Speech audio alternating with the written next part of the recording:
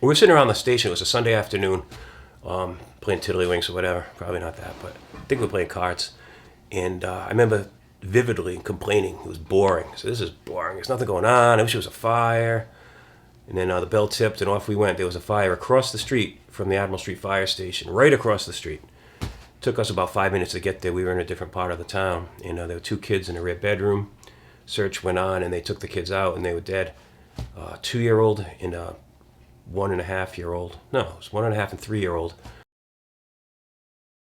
And I was on the rescue that day, detailed. I was normally on the fire engine, but for some reason I've been detailed to rescue. So the fireman brought the one baby to me and just handed it to me. And then the body was so hot, my gloves actually melted onto his skin. And then they brought the little girl out, and I had them both. And I brought them over to the rescue.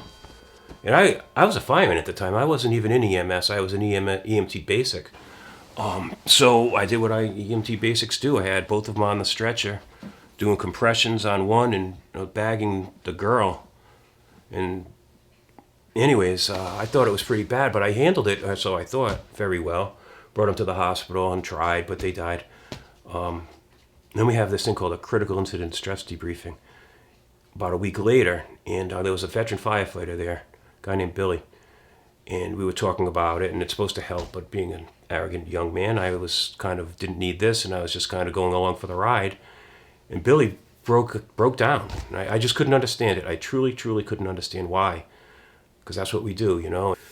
The kids died, and it didn't bother me, so I thought, but I talked to Billy some years later, and he remembered that incident debriefing, and he remembered looking at me and saying, yeah, he's going to be in my shoes someday.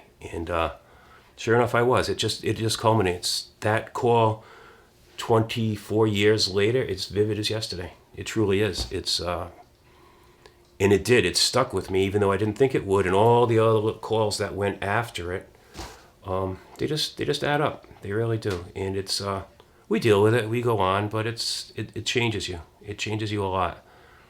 And plus age, and I don't think we're anything far different from people aging and experiencing life.